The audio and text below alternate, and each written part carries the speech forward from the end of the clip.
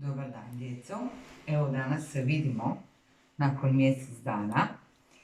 Pomalo sam vas odlučila iznenaditi jer krećemo sa novom nastavnom cjelinom kojoj je naslov energija.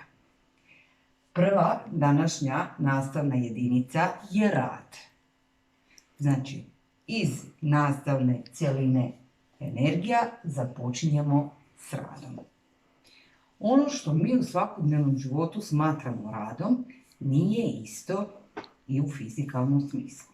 To ćemo sada pokazati određenim primjerom. Prije nego što definiramo rad, pokazat ću vam ono što mi smatramo u svakodnevnom životu da je obavljanje rada. Ako uzmemo nekakav predmet, kao ovaj što ja sad držim u ruci, mogu tako stajati sat, dva, dok se ne ukočim. I mi smatramo da ja pritom obavljam rad. No, stojim na mjestu, držim ovaj tablet u ruci, ali ja rad ne obavljam. Dalje, mogu uzeti puno veći predmet kao što je ova stolica. Isto tako, s njom mogu stajati sat, dva, dok mi ruke ne utrnu. Ali ja i dalje ne obavljam rad u fizikalnom smislu. O čemu se ovdje radi? Radi se o sljedećem. Da bi u fizici obavljali rad, moramo djelovati nekakvom silom na određenom putu. Sad ćemo vidjeti primjer toga. Znači, nije dovoljno stajati na mjestu, držati predmet, bez obzira koliko on bio velik, nego pritom moramo prelaziti određeni put. Sad ćemo to i vidjeti jednim primjerom. Ajde, uzmi kolica, doguraj ovamo. Znači, evo sada imamo primjer rada. Ova djevojčica šeta i pritom gura kolica. Možeš se okrenuti nazad. Tako, odlično. Evo, ovdje smo sada vidjeli primjer obavljanja rada. Prema tome, rad definiramo kao djelovanje sile na određenom putu. Koje su nam komponente potrebne za obavljanje rada? Već smo rekli, moramo djelovati silom i moramo prelaziti određeni put. Ali, sad moramo vidjeti u kakvom odnosu su uopće taj naš rad, sila i put. Za početak, krećemo sa oznakom za rad.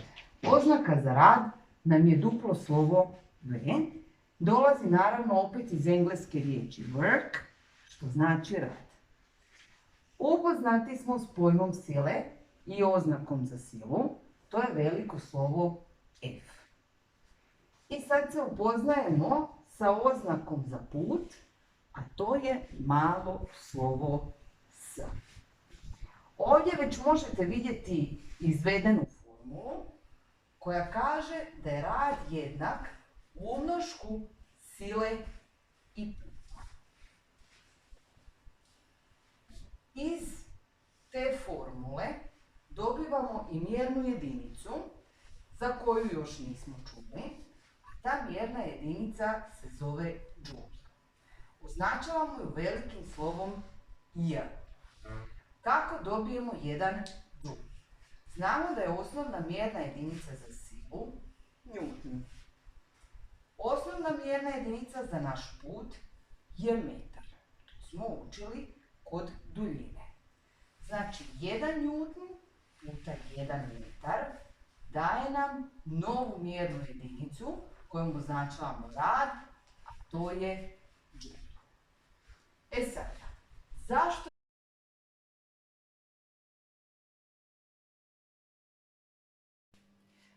Znači sad smo vidjeli što djelujemo većom silom, to nam je i obavljen rad veći.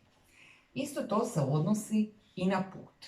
Što djelujemo silom duž duljeg puta, to nam je obavljeni rad veći. Jednostavan primjer.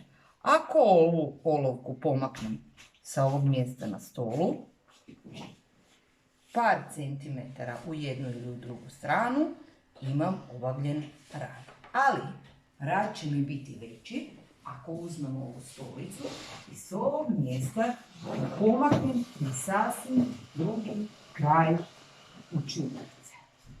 Znači, to nam govori zašto je rad jednak umnošku sile i prijeđenog puta. Naravno, što je rad veći, nije nam dovoljna mjerna jedinica joule, pa imamo i veće mjerne jedinice u kojima možemo izraziti rad, a to su 1 kJ. Znamo, prefiks kilo nam znači 1000 puta veći. Znači 1 kJ jednako 1000 džula.